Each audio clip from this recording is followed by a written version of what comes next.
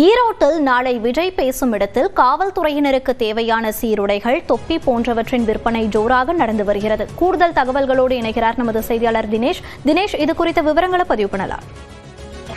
வணக்கம். ஈரோடு மாவட்டம் பெருந்துறை அடுத்த விஜயமங்கலம் சரளை பகுதியில் நாளை தமிழக வெற்றி கழக தலைவர் விஜய் பிரச்சாரம் செய்ய ஈடுபட உள்ளார். இந்த நிலையில் நாளை காலை 11 மணி முதல் 1 மணி வரை பிரச்சாரம் நடைபெற உள்ள நிலையில் அதற்கான கரூர் சம்பவத்திற்கு பிறகு கூடுதல் போலீஸ் பாதுகாப்பானது அதுக்கு வழங்கப்பட்டுள்ளது.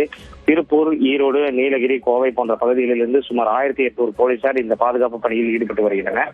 இந்த காவலர்களுக்கு தேவையான சீருடை, ஷூ, பெல்ட், தொப்பி போன்ற பொருட்கள் தற்பொழுது இதோட விற்பனை அதிக அளவில் நடைபெற்று வருகிறது. தொப்பி போன்ற பொருட்களை காவலர்கள் அதிக அளவில் ஆர்வமாக வாங்கி செல்கின்றனர். அந்த காட்சிகளை நம்மளால காண முடியுது. அதே போல பொது விஜய் தொண்டர்களுக்கான சென்னையிலிருந்து தனி இது மூலமாக கொண்டுட்டு மப்ளர் மற்றும் துண்டு, விஜய் அணிந்த கொடி போன்றவைகள் விற்பனை அதிகப்படியாக நடந்து கொண்டு வருகிறது. விவரங்களை பதிவு செய்தமைக்கு நன்றி தினேஷ்.